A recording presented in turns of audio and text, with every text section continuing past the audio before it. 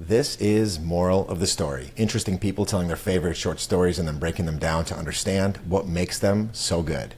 I'm your host, Max Chapovsky. Today's guest is David Kitchen, the founder and president of Edge Leadership Academy.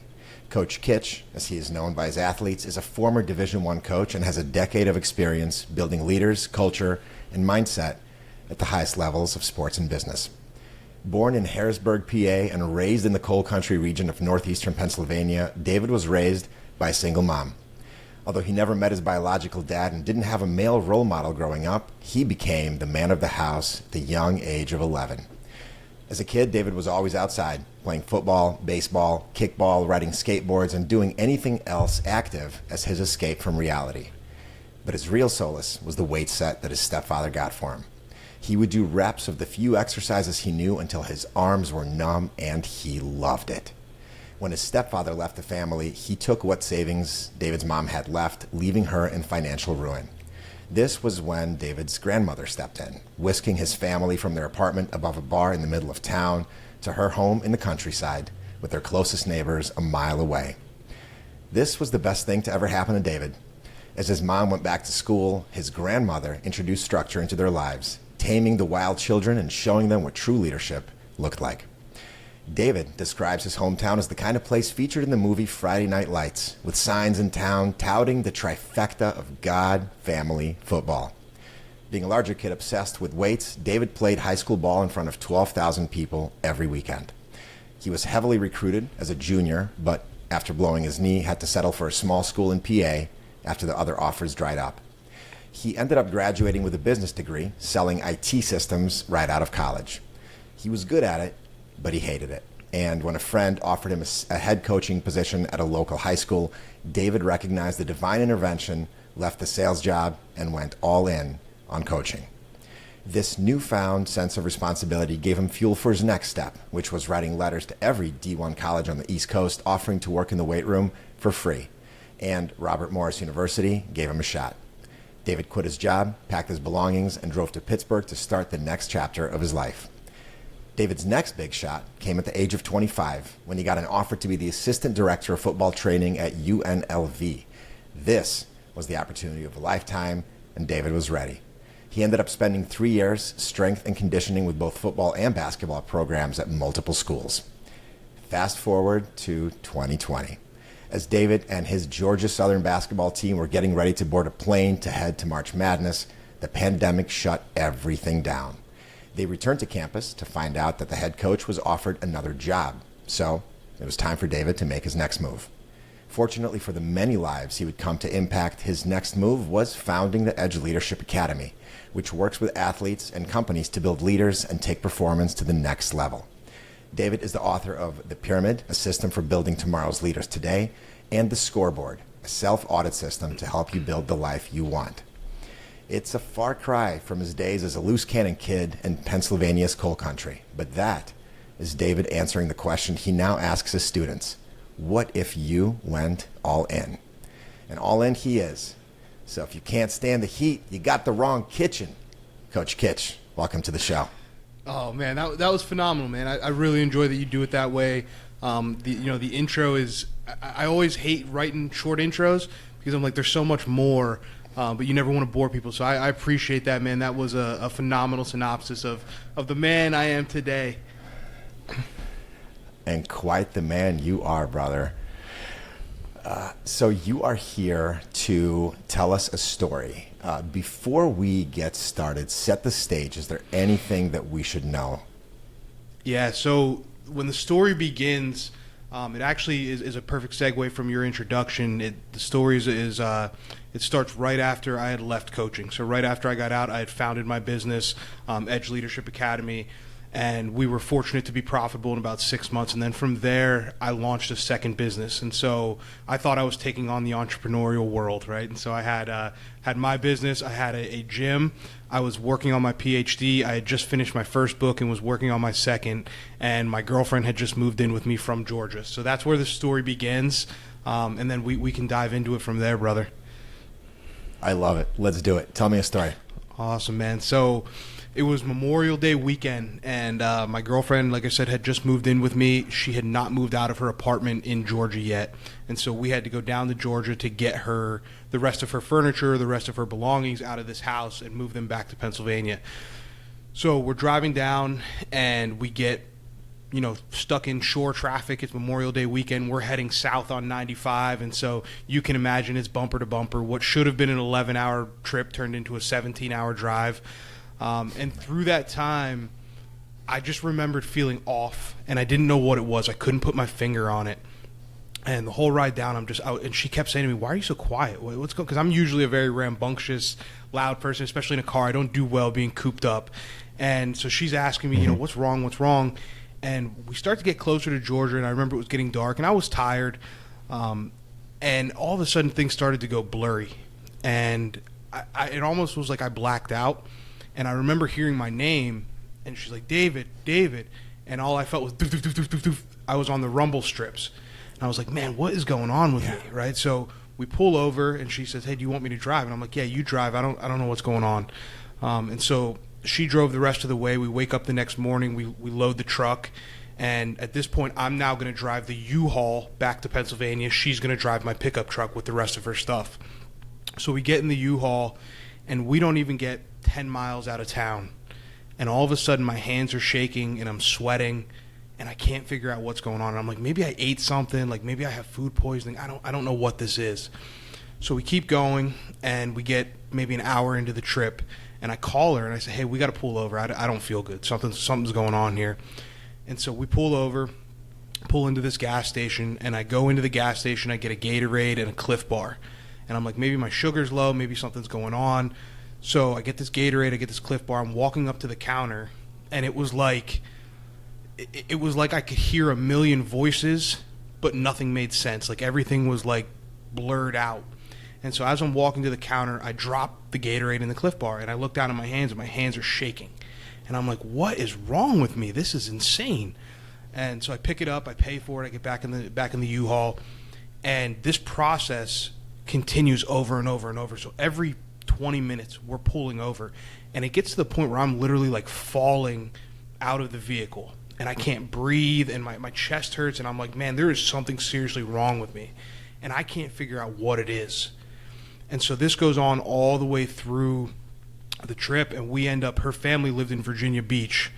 We end up pulling over in Virginia Beach and staying the night. I go directly to bed, and everybody thinks I'm just physically ill. And I thought I was physically ill. I thought there was something wrong with me because I was literally falling out into a crumpled heap on the side of the road. And I'm just wondering, like, man, what is going on? Like, this is terrible. And so we get back to Pennsylvania, and I start, going about my life again. And it's kind of okay. Everything's normal. And then I'm in the gym. And my gym was 22,000 square feet, beautiful facility. And I'm in there with my business partners, and we're having a meeting. And it starts to happen again, and things start shaking. My chest starts pumping real hard. My hands are shaking. I'm sweating, and my business partner looks at me and he goes, "Are you okay?" And I said, "I don't know." So I ran to the bathroom. I'm throwing up. I'm like, what is going on? So eventually, what happened, Max, was I was actually having panic attacks, and I had no idea. Okay. And so that's the story of my depression, my anxiety. That's where it all started. I had no idea that's what was going on with me. And it took months to figure it out. I had EKGs, I had sleep studies, I had everything, because everyone was telling me it's something physical. And I thought it was something physical. It wasn't. It was something medical. It was something mental. It was mental health issues that I had not dealt with from growing up. So that's a big turning point in my life, man, was that drive from Georgia. I cannot believe that you finished the drive. That's insane. Most people, myself included, would have pulled over and been like, "Now we got to lock up this U-Haul and call an ambulance." Like, that's crazy. If you're hitting the rumble strips, I would have thought, well, my girlfriend's not in the car with me. I'm just in the U-Haul by myself. Nobody's there to kind of shake me and say, "Dude, you're going off the road." Yeah, it was. I was calling everybody I knew. And just trying to distract myself from what was going on. So I was literally making phone calls on the way home, calling friends I hadn't talked to in a long time. Just, "Hey, how you doing?" They didn't know what was wrong with me. I just needed somebody to talk to, right? And I didn't know because I didn't know what was wrong with me. I had no idea what was going on. And for somebody whose whole life was predicated on strength, to feel that weak in that moment, it rocked me to my core. And so what happened after you realized that they were panic attacks? What was the journey from there? It was 7 months of the hardest work that I ever had to do. It was once I finally acknowledged it and recognized it and admitted it, and it got to a point where I just said, I need help. Like, I can't keep living like this, because they were happening more often. It was every single day. And I was like, I can't live like this. And so I finally got help, and I started going to therapy, got put on medication, got diagnosed with depression and anxiety. And what happened was I literally slipped into this depression where my girlfriend was, at the time, was also a strength and conditioning coach. And so we kept similar hours. And so we would get up in the morning about 4:30. She'd have her coffee, we talk in the morning. And then when she would leave for work, she would think that I was getting ready to go to the gym. I would go back to bed until 1 or 2 in the afternoon, and just lay in bed. And for somebody that's typically a 4 a.m. kind of guy, that's odd, right? And so I did that for probably, 4 or 5 months in a row, where I didn't want to leave my house. I didn't want to do anything. It took everything in me to go downstairs to our home gym and train. And so it was a long ride, man. I had to do a lot of work, and I had to have a lot of conversations that I've been putting off for a really long time, with myself and with others. And you had to be really honest with yourself, which for the bulk of your life, as you said, it was all about strength. And so that's what you had to project, not just to your family when you were 11 and 12, but you had to project it as the leader of, every sort of team that you helped over all those years. And so those conversations had to be some of the hardest conversations you had with yourself your entire life, I would imagine. Absolutely. And what it was realizing that the reason that had happened the way it did, the reason it was so sudden like that, was because I've been going my whole life, right? I've been chasing achievement. I've been chasing things. And all of a sudden you're in a U-Haul by yourself on a 17-hour drive, and it gets quiet. Right? And the only thing left is you and your thoughts. And I didn't want to be involved with that. There were some things from my past, from my childhood, seeing my stepfather struggle with addiction, seeing some of the abusive behaviors in my household. There were things that I didn't want to deal with, that were put in a box and buried and covered with years of overachieving and chasing external things to fill that internal wound. And all of a sudden, I'm face to face with them, and I got nowhere to hide, because it's just me in the cab of a U-Haul. And I don't know if you've been in a U-Haul lately, but they didn't update those things. There's no Bluetooth, so there's no music, there's no nothing. I mean, you are just listening to the engine, and so it is just you and your thoughts. And that's what that was, man. That was the boxes finally shook loose, and all the ghosts came running out, and I was not prepared or capable of handling it. And it's not something you expect, because nobody throughout their life thinks, I have some issues I need to deal with, right? And so when we're younger, we just go. We just chase, right? And like, I remember when I was in school, I struggled with my own, mental health issues, but I never could point the finger at it and say, I could never put my finger on it and say, this is what this is where it comes from, here are the things that I need to sort of work through. So what I would do is I would jump in my car, and I went to Miami of Ohio, so it's kind of surrounded by a couple hours of cornfields in every direction. And I would leave campus, and I would get into my 1999 Mitsubishi Eclipse with 130 horsepower and 5-speed transmission, and I would just go race on those country roads and just listen to Paul Oakenfold. And I loved it. And I realized many years later why I loved it. I loved it because when you're going 100 miles an hour and you're going up and down these hills, and if you don't hit it right, you lose traction, you'll be dead in a second. You have no room for any thoughts other than, how do I keep this car on the road?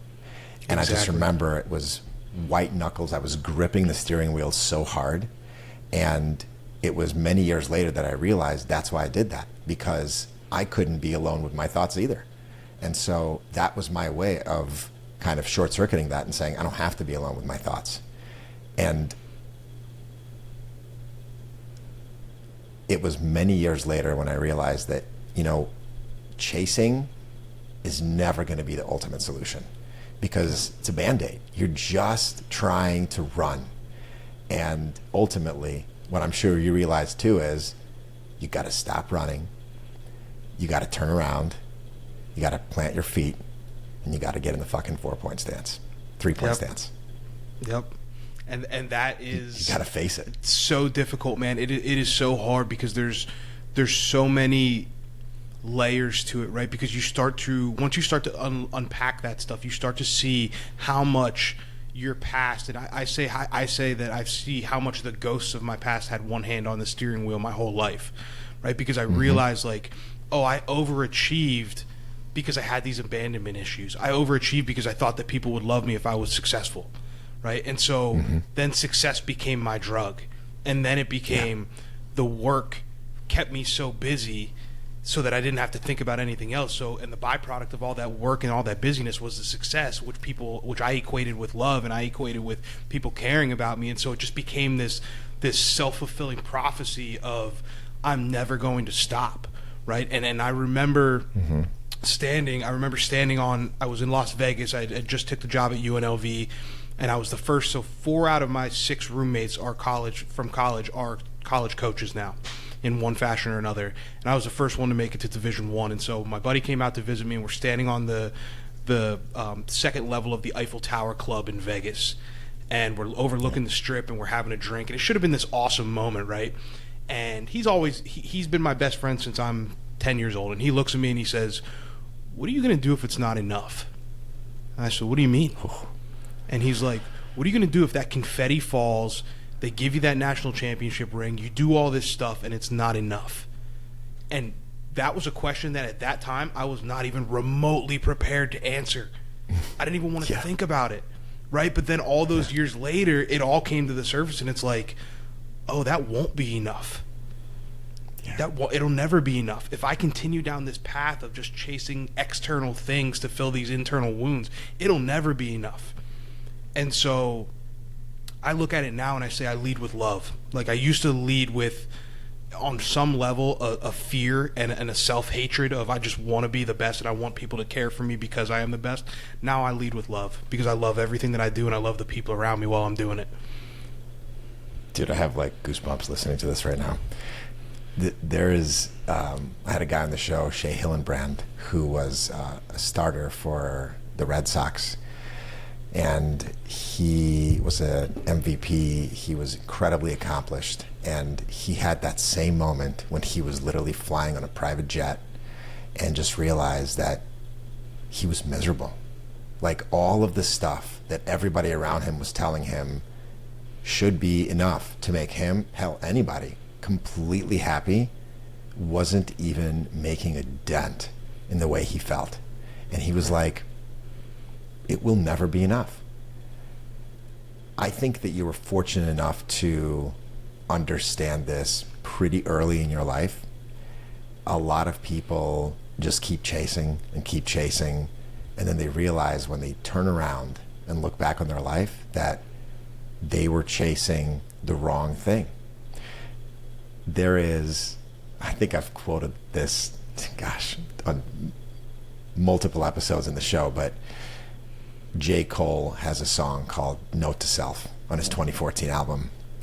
And he says, there's one part where he says, the good news is, man, you came a long way. The bad news is you went the wrong way. And the first time I heard that, I was like, damn, so many people chase the wrong thing.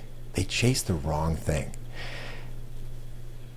I do have a question, though. It does kind of beg the question. You pushed so hard all those years to escape the environment that would have hobbled most other people. It was a superhuman effort. Do you think that you would have pushed that hard if you did not have those ghosts with one hand on the steering wheel, if you didn't have those demons kind of all around you? No, definitely not. Definitely not. I think it was a perfect storm of things, right? I think I watched my mom struggle for so long, but I watched her also show grit, and so I internalized that piece of it. And then I also internalized this piece of not having fear, because I had to stand up. I was 11 years old, 10 years old, standing in front of a struggling addict, keeping him from doing something that could have potentially ruined our family, right? And so I built this inner belief of like, I can do hard things. Now, it was not true confidence. It was born of fear, right? But I think that perfect storm of ingredients created this monster, right? And it also created this, I say monster loosely, because it also created this really driven person who is at his core a protector, right? Because that's who I am. At my core, I want other people to be successful, right? And I want other people to feel that stuff. But along the way, I still felt like the more I achieved, the more people would look at me the way I wished I looked at myself. Of course. Of course. You know, a few months ago, I was thinking about this. I have 3 kids, and there is always sort of this thought that kind of runs through the back of my mind, which is like, am I being a good dad, right? Am I doing the right thing? Will they remember their childhood as a great childhood? And, you know, parts of me sort of think, oh, we have to do all these like amazing vacations and these sort of wonderful trips and these unforgettable experiences. And at some point I realized that they don't care about any of that. Like, all they care about is that I'm just there. Like, I'm literally just in the living room playing Jenga with them, not on my phone, because that's all that matters to them. Like, I set the bar artificially high for my own kids, but if I think about my close friends or my parents, I don't give a shit what kind of car they drive, what clothes they wear, where they live. All I care about is that if I need to pick up the phone and call them, they'll pick it up and they'll talk to me, right? And they'll do the thing that good friends do, which is take time when it's inconvenient for you to help somebody else, to help your friend. Yes. You know? It becomes about character, right? And it becomes about understanding that fulfilled success is not an external metric. It's an internal metric, and totally. The only currency, like I picture it like a mountaintop, right? Like you're climbing, you're trying to scale this mountain to quote unquote fulfilled success at the top. And when you get there, you go through all these things along the way, and when you get there, there's a doorman at the top of that mountain, and he checks your resume, and your resume is your character, and he looks back down that mountain and he sees what you did along the way to get here. Mm-hmm. And the only way that he lets you in that door at the very top is if you have the right character. And if you don't, then you sit out on that peak and you have those moments like I had, and you have those moments like a lot of successful, quote unquote successful people that were measuring on the wrong scoreboard have, and you're cold and lonely at the top of a mountain peak, and you're like, how did I get here? Yeah. Now, you became the man you are in part by having that adversity when you were younger. So the other side of the coin is you may not be where you are right now without having gone through that, because that molded you and that turned you into the man you are today, right? So as much as, you know, you had to do so much work and you had so much trauma in your life, you might not be in the position you're in right now without having gone through that. No, I definitely wouldn't. 100%. I have said multiple times, being born in the situation that I was born in and going through what I went through was the greatest gift that I was ever given. And it goes back to, you know, if you think about superheroes, right? Like, there's not much difference between a hero and a villain, right? Like, they both have a pretty traumatic backstory. The only difference is what they choose to do with it, right? One person says, the world hurt me, so I'm going to make sure that the world feels it. The other one says the world hurt me, so I'm going to make sure that I help the rest of the world so that other people don't have to feel it, right? It's the same path. It's just there's a fork in the road. And I think my childhood and the experiences that I had built a skill set in me that could be, much like anybody, that can be used for good or could be used for evil. I look at different sections of my life and I look back and I'm like, oh, okay, here's how these things have influenced this. And when I'm at my worst, I can be very cold, I can be very calloused, I can be very, all these different things, selfish, etc. But when I'm at my best, I can utilize some of those traits that allow me to be callous and selfish and this, that, and the other. And I can also become very selfless, and I can become very driven to make an impact in the world. And I can become very open and vulnerable. Like this feeling of being willing again at 10, 11, all the way up through, every time he popped back into our lives, to stand in front of a man that I knew was unstable, to say the least, and protect my family from him. That's that same feeling of fear, but doing it anyways, that I get when I share my story on stage. That's the same. It's the same metric, or it's the same mechanism, right? And so it's just deciding how you put it to work for you. Totally. Yeah, you have to make that conscious choice. I mean, it makes me feel like adversity is a requirement. Like it has to be a requirement. You have to, on some level, go through adversity to shape you. It's like strength training, right? We're talking about this. You cannot build muscle without going into the gym and just crushing yourself, in some cases to failure, right? And when the muscle fibers rip, they grow back stronger and bigger. And I think that it's a challenge for kids that are growing up without having faced that adversity, because they're not getting some of those calluses, right? That they kind of need to face some of those challenges when they get older. Yeah, and even from a physiological standpoint, if you look at it, one of the reasons, and don't quote me on this, but in my opinion, one of the reasons that there's so much anxiety and things in the world is because our threshold for triggering our fight or flight reflex has decreased, right? Like the threshold, the more you train, the more it takes for you to get sore, right? You increase your threshold, you increase your resistance and your resilience. And I think the same is so true of adversity and emotional stress and emotional, thresholds as well. And so for when I look at children now, like I had this, I'm trying to think of the best way to phrase this. I had a unique opportunity as a coach because I would have kids come in at 17, 18 years old, and I'd see them leave at 22, 23 years old as completely different people, right? And so one of the things that we always talked about with the parents was you have to let them go through things, right? And there's that old quote, like, you don't want to prepare the world for your kids, you want to prepare your kids for the world, right? And so I think we have to work to increase that threshold. I'm not saying that everybody should go through what I went through. That's not, by any stretch of the imagination what I'm getting at. But I think those things are important. Those experiences are important because it's increased my threshold for discomfort, right? So I look at things now because of what I've gone through as a child and what I went through even as a young adult. And I look at things now and I say, like, I can do hard things. Like, I literally have it tattooed on my forearm in Latin, like, hard things are broken by hard things.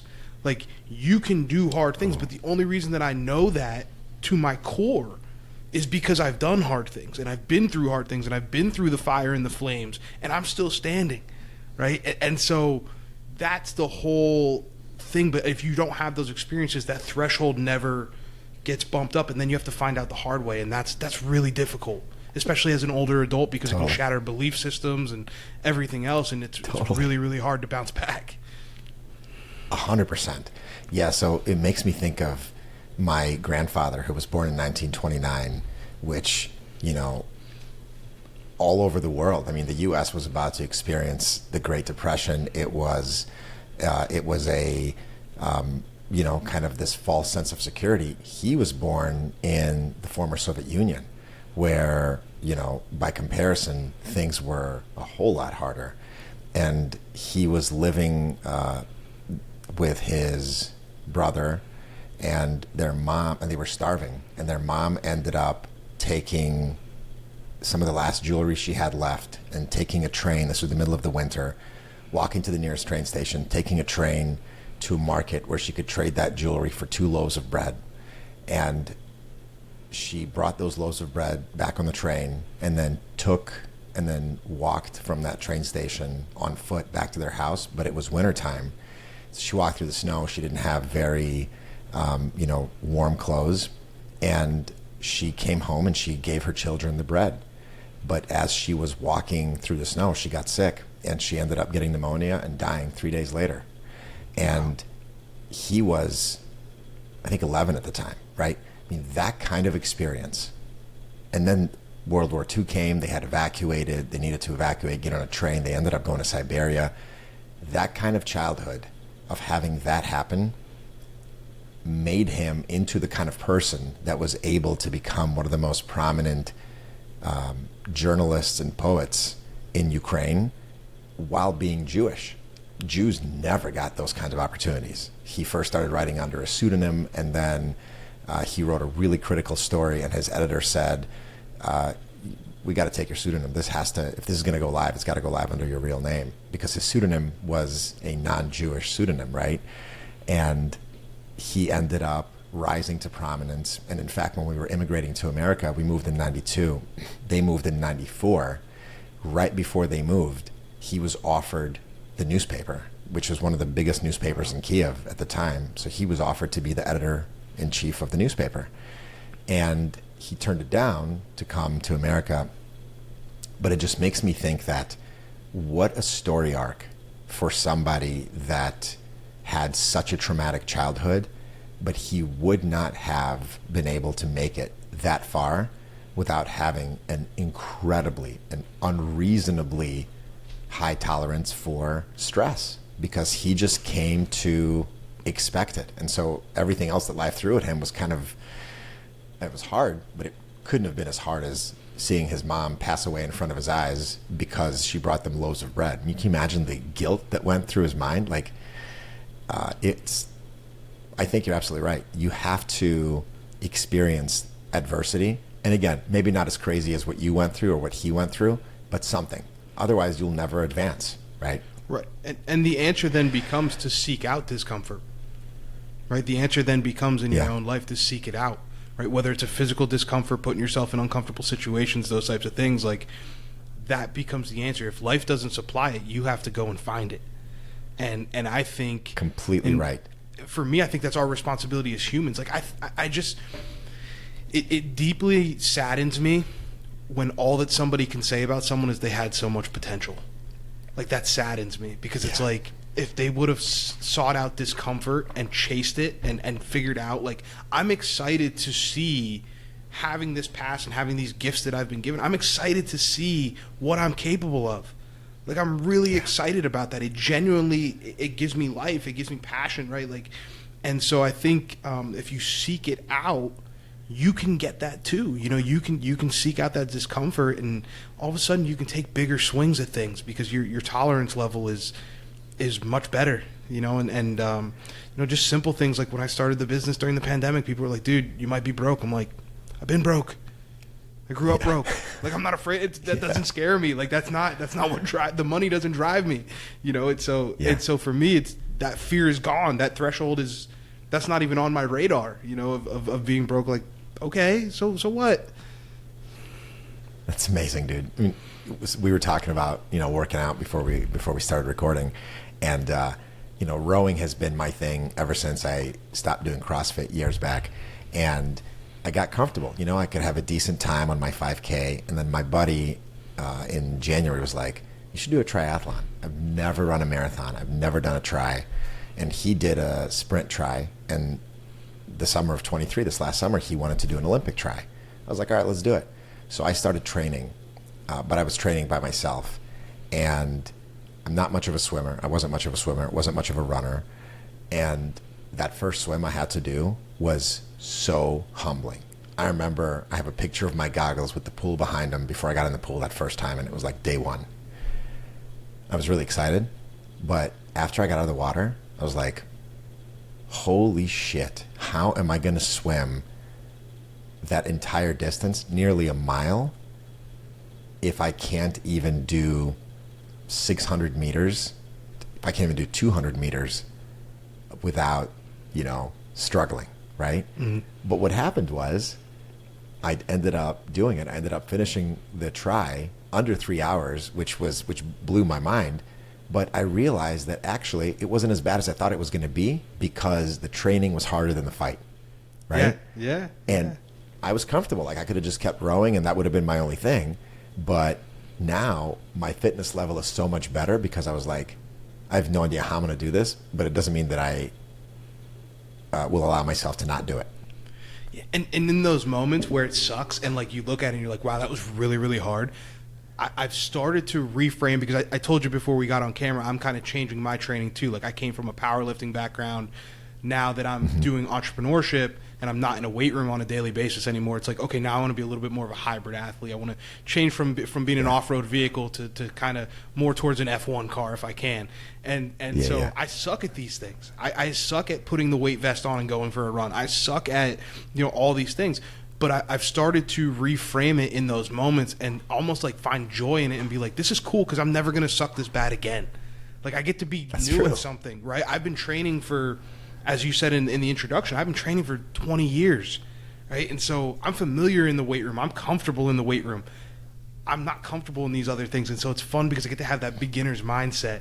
And totally. For you doing the try, right? Are you familiar with I believe it's a Japanese tradition, misogi. Are you familiar with that? So it's a tradition of doing something hard every year, something that's so difficult one day a year that it impacts the other 364 days of the year. Like it's something each year they have a challenge that you do something that is so hard and so uncomfortable that it impacts the rest of your year. That's cool. I have a feeling, I just feel this. I feel this seed being planted in my mind right now. It's a dangerous thing. I know. I came across it, and immediately in my mind, I'm like, what could I do this year? Like, what could Totally. be something that could be completely out of the box? So I'm thinking about doing a boxing match, to be honest with you. Oh yeah, because that's something completely. It's going to require a different side of me. I did that a long time ago. It was a fight for charity with a bunch of real estate brokers. It was crazy. I mean, we had, we had headgear on, but there were a lot of people in the audience, a lot of testosterone, and dude, it was insane. I'd never experienced anything like it. Like when the bell rings, it's just you and your opponent, and man, those 3 minutes are an eternity for each round, an eternity. Like your heart rate spikes so quickly and it just stays there. It doesn't, there's no respite, because if you're not punching or defending, the adrenaline's still coursing through your system. Like it's elevated for a straight 3 minutes, and then you get a small break, and before you know it, it's like, all right, man, time to get back out there. You're like, shit, that is a whole new joint, man. You should do that totally. I'm thinking about. I had a friend who did similar. He did KO for Cancer down in Philly, and they fight in the Fillmore in Philadelphia, which is a pretty famous venue. And he did it last year, and he talked to me and said, you should try this. And I was like, so it's been. And my brother actually went through a cancer battle this year. And so he's 26 years old. He's 2-0 versus cancer. So shout out to that warrior in my family as well. But so for me, I'm like, it's kind of an event that would hit close to home for me coming off of this with him, and so yeah, it's definitely something on my mind. Could be my misogi for the year. Dude, I hate to tell you, but you don't have a choice. I know. I know. You got no choice, brother. You got to do it. I know. So as you think about that story that you told about your panic attacks, what is for you the moral of that story?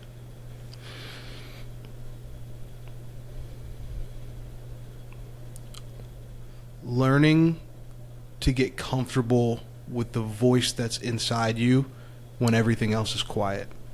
In the years that have passed since then, I spend more time in silence now than I ever have in my life, and in fact, I look forward to it.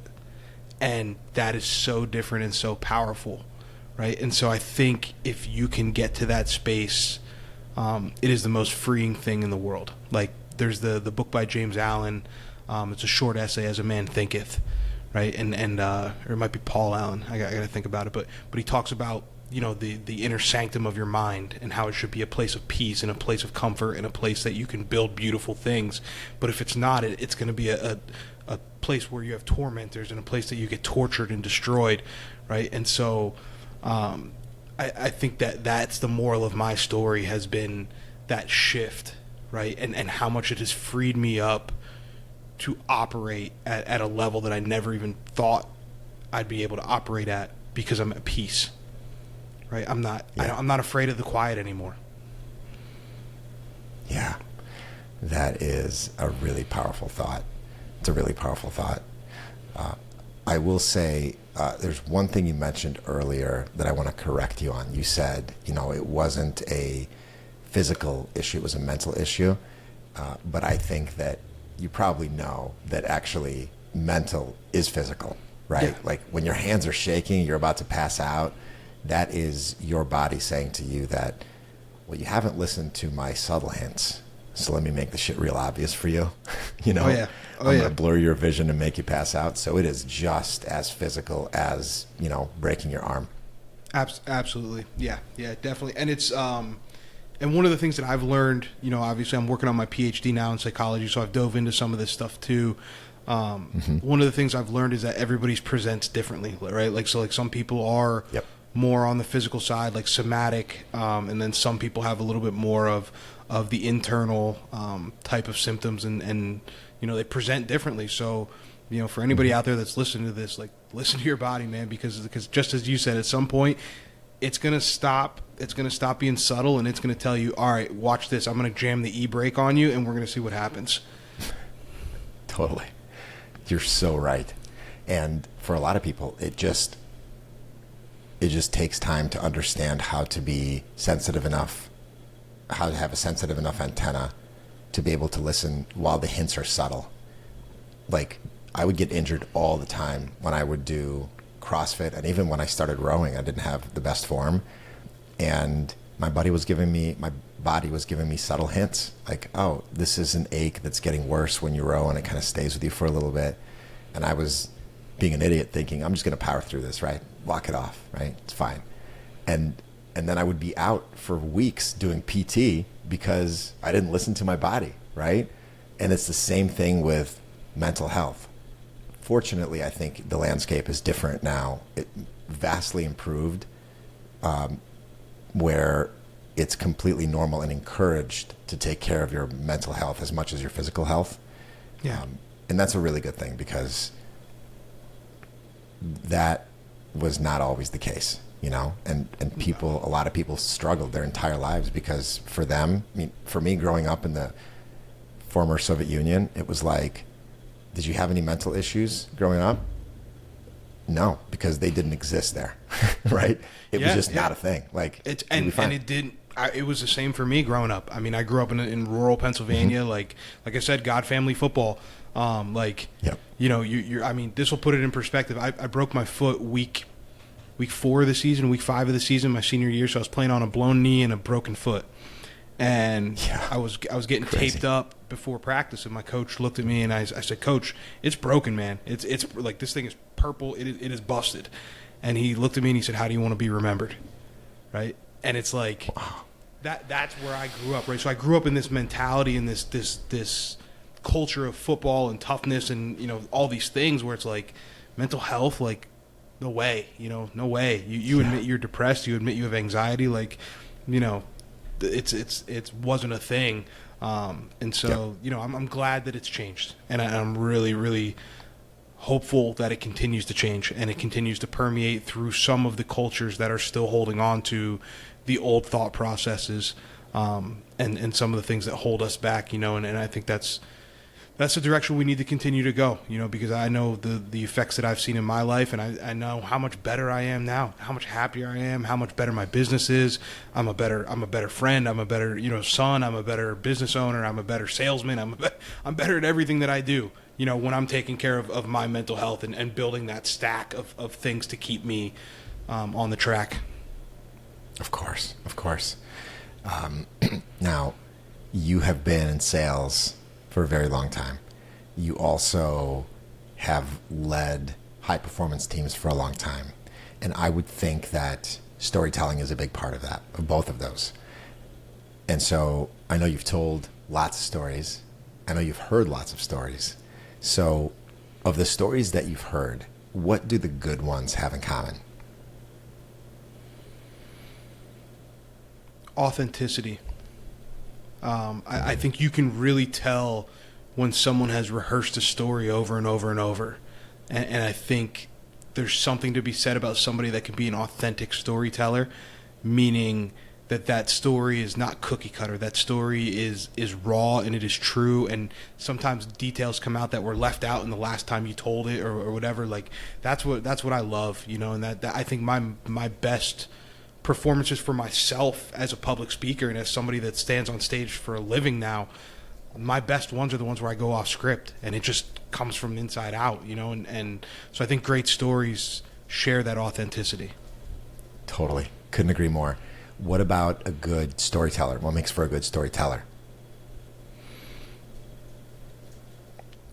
You have to ride it. Like you have to invest in the story. You have to ride the wave with them, right? And so I think that makes for a really good storyteller, somebody that can put themselves in the shoes of both themselves and the audience at the same time.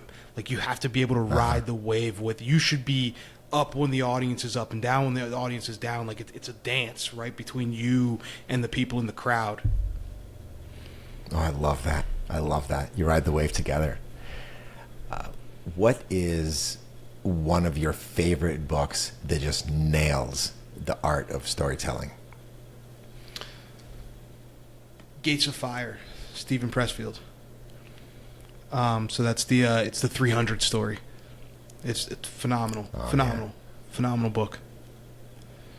David and Goliath. Absolutely.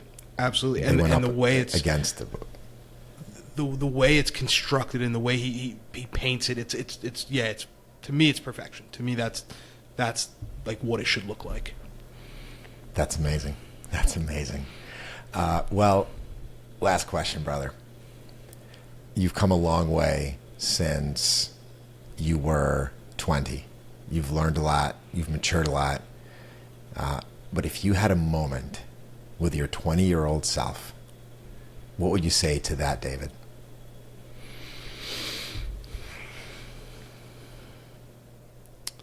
Kill the idea of Mr. Perfect. Let it go. Let it go, man. You don't have to be that version of you that you have in your head that keeps you up at night. You don't have to be him. That would be the message. That simple. Just lead with love, dude. Because you matter, and what you're putting out into the world matters. You don't have to be perfect. Love that. In an age where perfection is sold on the cover of every magazine, fewer now, actually. Not every magazine. Now we're seeing some vulnerability, but by and large, that's been the approach. That's such a poignant message, and one that I am very happy to end on, man. That does it. Coach Kitch, thank you for being on the show, man. Thank you, brother. This is phenomenal. You have created an environment and a platform that is much needed, and I'm super humbled to have been on it and been a part of it, man. So thank you. Thank you, man. I'm just here to create the platform. You're the one sharing your story, and I am honored that you chose to share it with me and the audience. So for show notes and more, head over to mospod.org. Find us on Apple Podcasts, Spotify, wherever you get your podcast on. This was Moral of the Story. I'm Max Strapowski. Thank you for listening. Talk to you next time.